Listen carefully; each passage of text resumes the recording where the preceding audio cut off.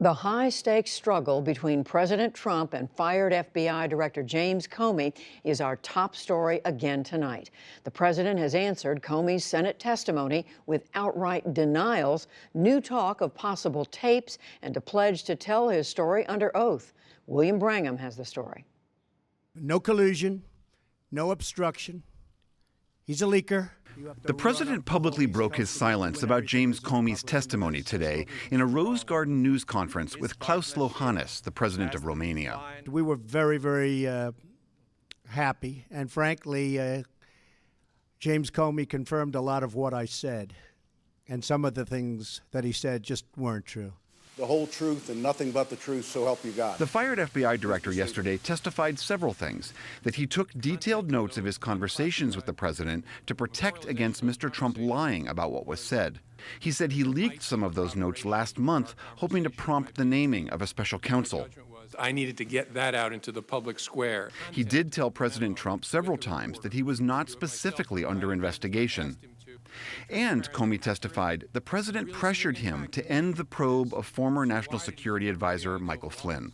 He did say under oath that you told him to let the Flynn, you said you hoped the Flynn investigation you could let. I didn't say that. So he lied about that. Well, I didn't say that. I mean, I will tell you, I didn't say that. The president also denied asking Comey for a pledge of loyalty, and he was asked directly if he has recordings of their conversations, as he's hinted before. I'm not hinting anything. I'll tell you about it over a very short period of time.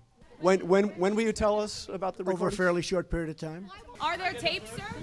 Oh, you're going to be very disappointed when you hear the answer. Don't worry. Conservative news outlets and a number of Republicans backed Mr. Trump over Comey. House Freedom Caucus Chairman Mark Meadows. I think that it was actually a day that vindicated the president when you have Director Comey 3 times saying that he was not under investigation.